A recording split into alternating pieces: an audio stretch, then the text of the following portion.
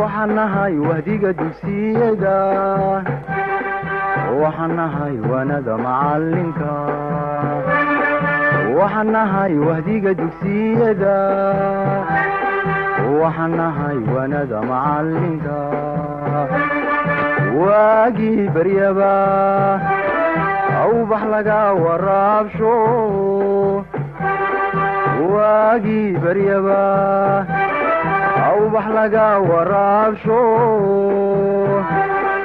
وحنكو ورورينا ودنكينا وحبرتا ودنكينا وحبرتا وحنبار واجب كيس وحنبار واجب كيسا وهسنينو وابن مينو وروريقي مينو ويوان مينو وهسنينو وابن مينو وروريقي مينو ويوان مينو. Bismillah ar-Rahman ar-Rahim, in the name of Allah, the most compassionate, the most merciful.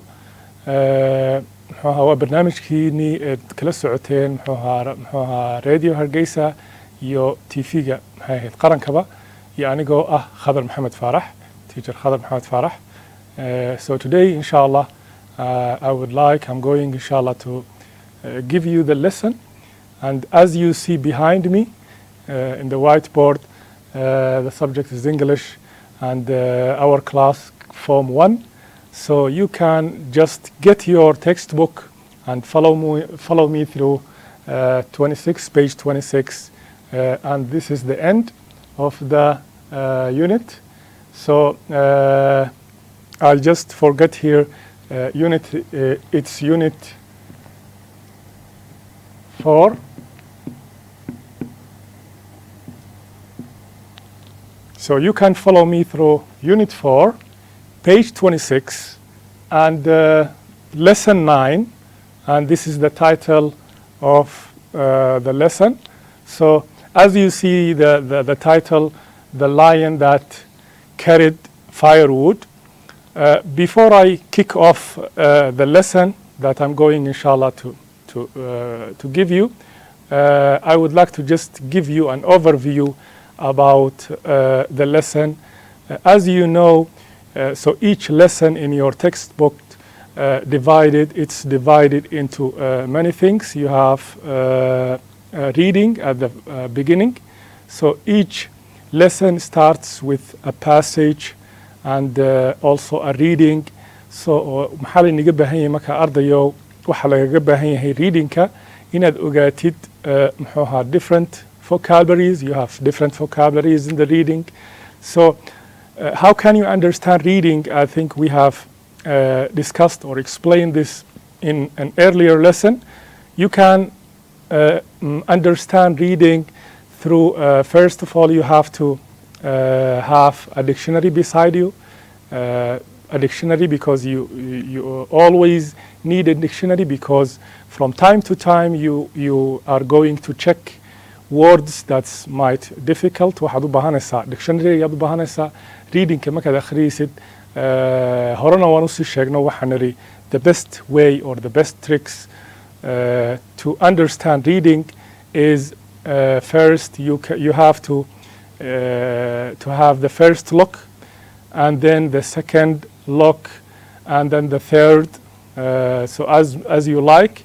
So the first look, eegitaanka ugu horeeya readingka waa inaad ishaad la raacaysaa passageka, deetana passageka readingku wuxuu ku saabsan yahay ayaad isku taxallujinaysaa inaad fahantid adigoo different vocabulary ama different vocabulariesca eegaya. Sometimes students they encounter difficulties about vocabularies because they don't understand what's the meaning of these words. So the only thing that you can do is you can guess. Guess-kuna waxa weeyaan waa inaad from your mind you can guess this word by its context. What's the meaning? Inaad guess garaysid just kelmadani maxay u fadhidaa ama macnaha ku fadhido adigoo akhriyaya markaad akhriba kelmadda in waad ka boodi kartaa kelmadda, so it's not necessary to understand each word in the muxuu ahaa in the readingka kelmad kasta inaad fahanto lagagama baahna, laakiin waxa laga baahan inaad macnaha guud fahantid ama main idea oo xambaarsan yahay readingku inaad fahantid. Then you have questions, then after you finish the reading you will find each passage there is a question behind it, and you have to understand before you answer each question. You have to read carefully, and then you can answer it by each. You can answer each questions. So in this way, reading is very, as I told you, is very interesting and is very simple. But you have to peer in your mind. waa inaad maskaxdaada had iyo jeer ogaatid inuu readingku aad iyo aad u fudud yahay, laakiin waxa lagaga baahan yahay ardayow inaad fahantid muxuu ahaa wordskan sideed u imagine garayn lahayd. You have to imagine if there are words you didn't understand, you can just imagine and you can just play a game of guessing.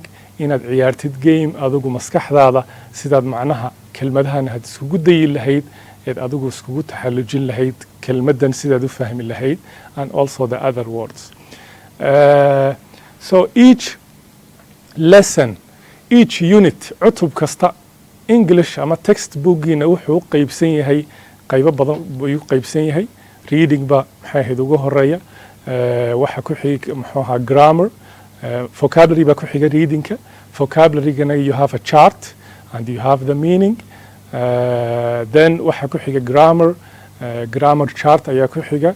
deetana waxa ku sii xiga sometimes pronunciation, sometimes waxa ku sii xiga writing. So your book or your textbook, your English textbook is designed to cover all the skills, all the English skills that you have to master, and you have to master these skills to reach fluency or fluency level. haddaad doonaysid inaad qof fluent English ku noqotid, you have to master all these skills. Okay, our lesson reading ayaa ugu horeeya, as you know, reading comprehension.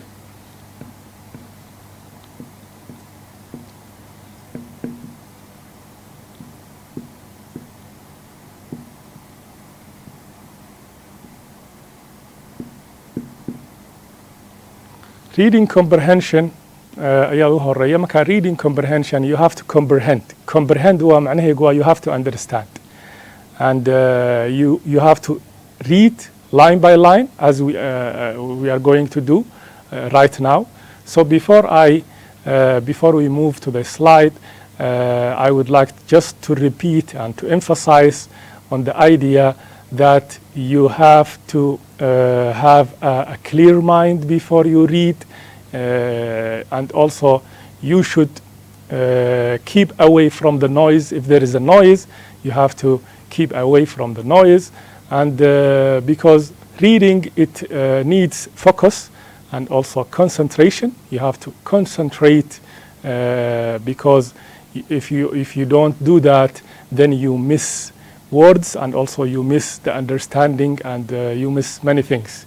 So waxa lagaga baahan yahay, if there is a noise that surrounds you, maybe kids playing, or there is a shout or something, you have to be to keep away, to focus and to understand between the lines, and also to understand the details that's embedded in your reading. So now we are going to move to the slide. So now let's move to the slide. Haddii aan slide-ka muxuu eegno. This is the lesson, or this is the reading.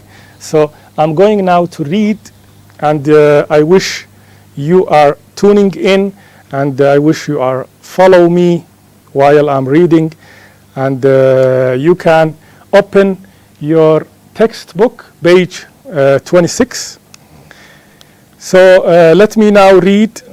So the title, as I said, The Lion That Carried Firewood. So Amran and Bashir were good friends before the war. They went to the same school in Barang. Bashir and his parents went to Para during the war. After some time, they moved to another country. Amraan iyo Bashir waxay ahaayeen saaxiibaad u wanaagsan dagaalka ka hor. They went to the same school bay ka wada dhigteen. Bashir and his parents, Bashir iyo labadiisa waalid, went to Parang, it's a city or a village, during the war. Bashir iyo labadiisa waalid ba halkaasay tageen dagaalkii ba halkaa tageen. After some time maxay ahayd, after some time kadib, they moved to another country, waxay tageen waddan kale. Bashir went to university. Bashir wuxuu tagay jaamacadda and trained as a doctor. waxaana loo tababaray inuu noqdo muxuu ahaa doctor. Bashir never forget his childhood. Bashir ma iloobin muxuu ahaa caruurnimadiisii mu iloobin. His childhood friend ama saaxiibkiisii caruurnimada markuu muxuu ahaa caruur ahaa mu iloobin magaciisa la oran jiray Amraan. He was not happy that he could not talk to him. mu ahayn muxuu ahaa qof habiya mu ahayn waayo lamu hadli jirin. When he left during the war, markuu tegay dagaalka dhexdiisii markuu tegay, there were no telephones or mobiles. may jirin telefono, mobile may jirin. After 20 years, 20 sano kadib, he returned from England. wuxuu ka soo noqday England and traveled to Barang. wuxuu u safray ilaa Barang. Not much changed. wax sidaas isma bedelin ama wax badan ismay bedelin. In the village, qaryadii wax badan iskamay bedelin. markuu ku soo laabtay, the old school building, iskuulkii hore, still stood sidiisii ayuu ahaa. And there were no new houses, guryo cusubna may jirin, sidii uu kaga tegay ayay ahayd. He found his friend's house easily. gurigii asxaabtiisii sidii bay ahaa, sidiisii unbuu ahaa. Amraan was not at home. Amraan guriga muu joogin markuu ku laabtay qaryadda. According to his wife, siday maxay ahaydeen xaaskiisu tiri. Bashir was happy that his friend had a wife. Bashir aad buu faraxsanaa inuu arko saaxiibkiiyo xaas maxay yeeshay, aad buu ugu faraxsanaa. And 2 children, laba caruurna uu lahaa, aad buu ugu faraxsanaa muxuu ahaa inuu arko saaxiibkiiyo xaas leh caruur leh. She asked him to wait. xaaskiisu waxay ku tiri maxay ahaydeen wait ama maxay ahayd sug, because Amraan always came home for the midday. Amraan had iyo jeer wuxuu soo noqdaa middaygu soo noqdaa. Middayguna waa maxay ahayd mid, waa laba kelmadood oo compound, waa mid oo maxay ahaydeen maalinta dhexdeeda markay noqoto waa duhurkay noqonaysaa. Midday waa mid iyo day, waa compound word. waxay ku tiri Bashir xilligaas soo noqdaa, duhurkuu soo noqdaa after the prayer. Midday prayer means duhur prayer. When Amraan's parents heard a stranger at the door, familigii Amraan markay ogaadeen inuu qof iridda muxuu ahaa maal baabka taagan yahay, they came out, way u yimaadeen. They could not recognize waxa weeyaan maxay ahaydeen way soo saari waayeen ama way garan waayeen. They could not recognize Bashir way garan waayeen ama way soo saari waayeen.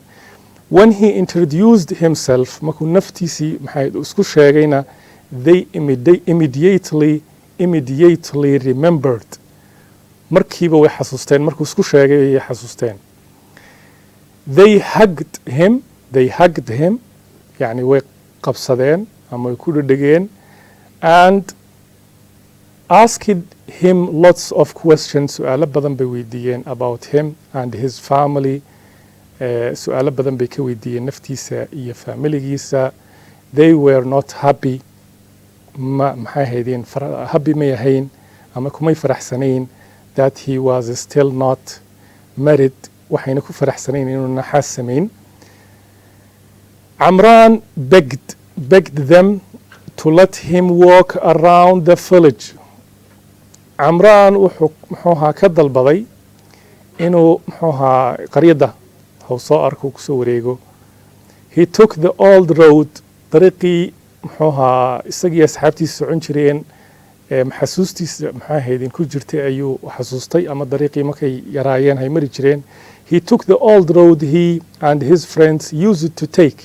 dariiqii asxaabtiisa ku ciyaari jireen ay mari jireen ayuu maray. To look for firewood. Firewood here is also another word. waana caleen muxuuhaa dabka marka la karanayo maxay haydeen dabka lagu maxay hayd huriyo. Firewood. He was enjoying the view. uu ku faraxsanaa viewga. He was enjoying the view. So when he saw what looked like a lion, markuu arkay wax u eg sida libaax oo kale, he was shocked. uu cabsooday, uu maxay ahayd uu anfariiray, uu cabsooday, and wanted to run away. deetana wuxuu jeclaystay inuu ordo ama inuu baxsado. Then he saw a man walking behind the lion. deetana wuxuu arkay nin daba istaagan ama daba jooga libaaxii. He looked carefully and saw that the lion was also carrying firewood. He looked carefully. aad buu eegay. deeta wuxuu arkay the lion libaaxa laftiisu caleen ayuu xambaarsanaa firewood. When they saw him, they both markay arkeen, they both stood, and the man took the firewood from the lion's back.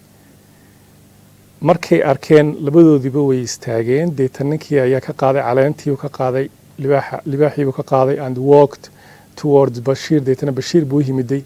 Bashir recognized his friend. Bashir wuxuu maxay haydeen wuxuu gartay saaxiibkii. When he got closer, markuu u dhowaaday, and ran up to him, deeta wuu cararay. Amran was surprised.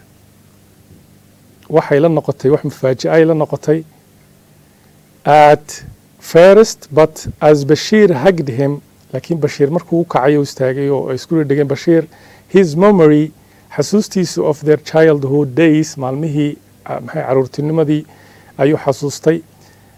And he knew that only his old friend Amran would treat him in this way. Amran unbaa saasoo kala samayn kara. They hugged tightly. way isku dhegeen labadii saaxiib. Then walked back hand in hand. iyagoo gamcaha haysta ayay noqdeen. Talking and laughing. iyagoo qoslaya at the same time oo sheekaysanaya ayay laabteen. Amran and Bashir talked. way sheekaysteen. way deetana sharaab ayay cabeen, waxbay cuneen for 3 hours, 3 saacadood. When Amran was about to leave, Amran markuu doonayay inuu noqdo ama laabto, he asked his friend, wuxuu weydiiyey saaxiibkii, to tell him his story with the lion.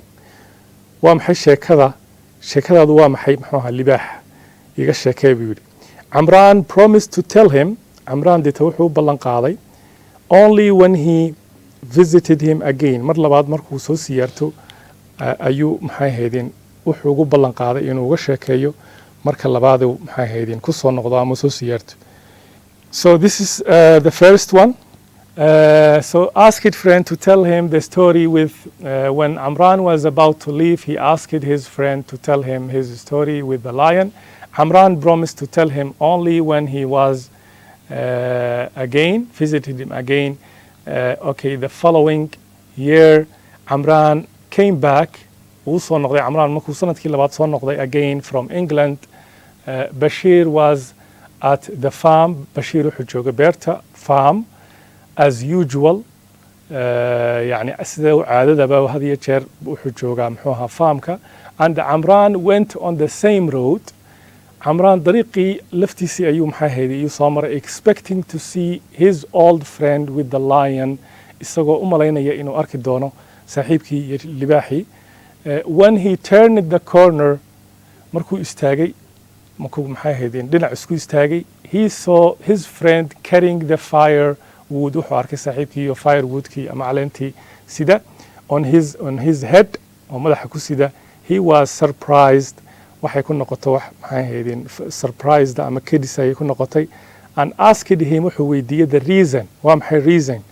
he told him uu sheegay that when his parents were alive he treated them very well labadiisa waalid markay noolaayeen si fiican ayuu ula dhaqmi jiray and because of that taas sababteedana all the wild animals xayawaankan beriga muxuu ama libaaxa xayawaanadoo dhani ee keynta ku nooli maxay ahayd wuxuu la ahaa saaxiib ayuu la ahaa since his parents passed away labadiisa waalid markay ka tageen ama markay maxay dhinteen a few months ago all that has stopped okay haddii aan muxuu ahaa sheekadan aan ku noqono this story the first question is what did you make out maxaad ka fahantay storygan waxa weeyaan waa two friends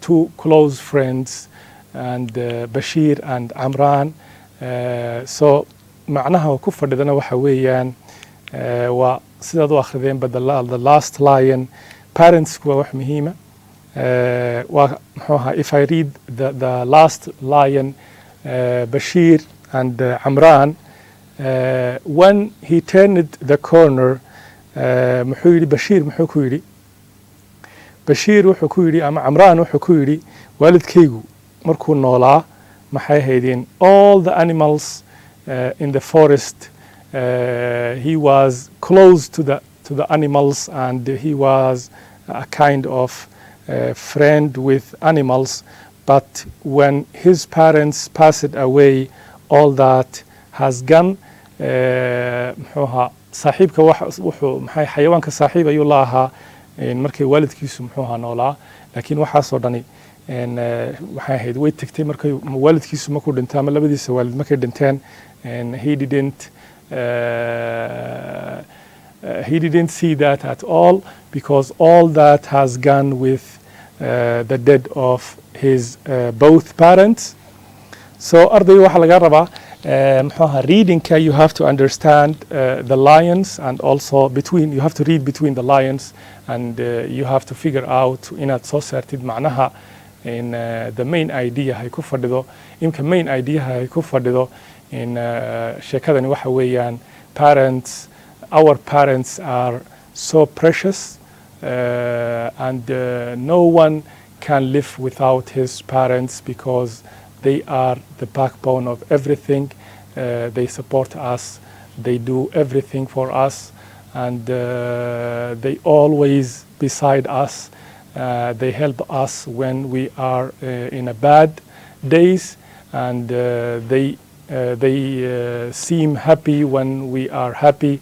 and they every time and always they are beside us so no one can live without his parents and we don't have to take this with granted and we should celebrate that and we should always obey our parents and do favor for our parents and we should take this and we should not neglect that at all so this is the story waxaan rajaynaya you understood the story and you have to read it again if you missed some points from the story sometimes when we read we missed many things especially when it comes to the questions markaan su'aalaha ka shaqaynayno marmarka qaarkood waxaa dhici karta inaanad sheekada saani uga bogan ama saani aad u fahmin marka what you have to do is you have to read again and you have to understand it again. So as I told you in an earlier lesson, you have to have the first look and second look to the reading.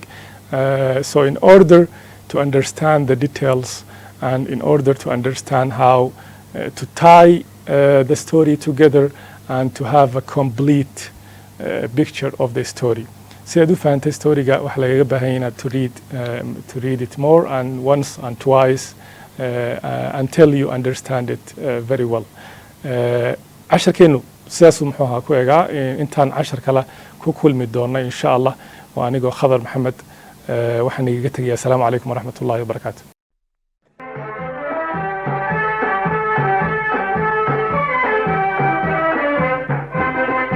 waxaan nahay wahdiga dugsiyada waxaan nahay wanada macalinka waxaan nahay wahdiga dugsiyada waxaan nahay wanada macalinka waagii baryaba awbax laga waraabsho waagii baryaba awbax laga waraabsho waxaan ku warwaraynaa wadankiina wax u barta wadankiina wax u barta oo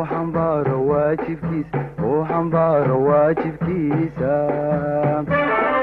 wahsan mayno waaban mayno warwareegi mayno weewean mayno wahsan mayno waaban mayno warwareegi